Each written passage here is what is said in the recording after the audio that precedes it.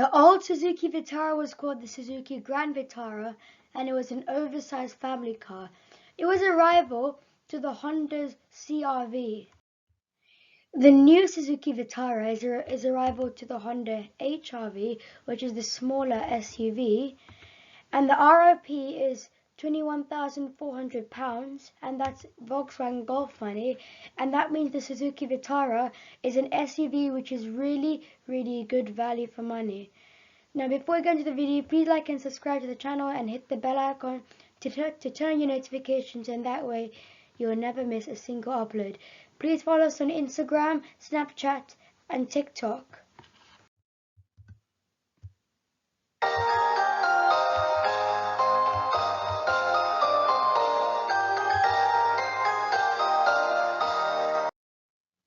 Let's kick off this review by talking about the interior of the Suzuki Vitara. The interior is neatly laid out. You get an analog clock in between the two air vents. You get a new infotainment system with Apple CarPlay, Android Auto, and SatNav. You get a 6-speed manual for the 1.6 diesel and the 1.4 petrol. You get a 5-speed manual for the 1-litre booster jet and the 1.6 litre petrol. You get electric windows on each in the front and the rear, and the plastics in the car is quite cheap. And then and you get soft touch materials on the dashboard. Move on to the infotainment system of the Suzuki Vitara. It's much better than the old Suzuki Grand Vitara, and for the sat-nav you need to insert an SD card to save your satellite data on there. The sat-nav includes traffic alerts, which is a really good system.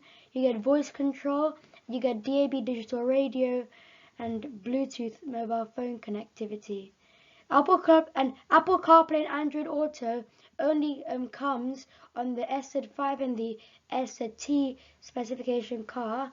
The SZ4 entry-level car does not come with satellite navigation, Apple CarPlay, and Android Auto. And the price of the entry-level car is like £18,000. This car can switch from front-wheel drive to all-wheel drive, just like on the Suzuki Jimny. You can switch from rear-wheel drive to all-wheel drive. You even have a snow mode, so like if you're driving in the snow or if you drive uphill in the snow, you can switch to that mode in this Suzuki Vitara. You could even lock it for front-wheel drive and all-wheel drive, and you could switch it using the knob. Move on to the boot of the car.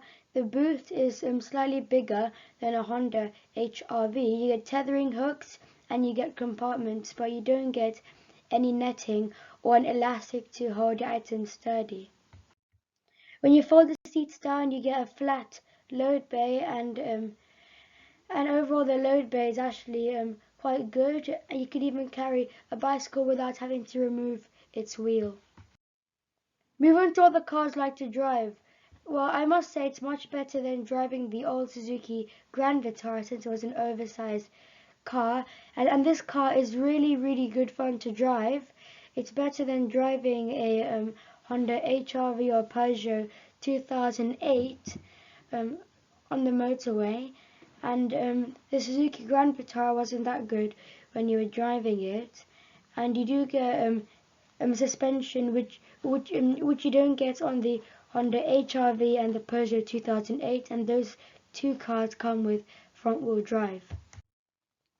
We went to the rear seats of the car. Overall, it's actually really good, and there's literally plenty of room. When you carry 3 people abreast, it's actually like not very good, because the car is actually very narrow, and you do get a hump in the floor, and the footwells are decent. Thank you very much for watching. Please don't forget to like and subscribe and hit the bell icon to turn on your notifications. Bye. If you enjoyed this video, please like it, share it, and subscribe to the channel. Also hit the bell icon to turn on your notifications so you never ever miss a single upload. Please also follow us on Instagram at instagram.com/Sahilcarreviews. Please friend us on Snapchat at Sahilcarreviews, and follow us on TikTok at SCR20201. And why not follow me on my personal Instagram, Sahil the car fan.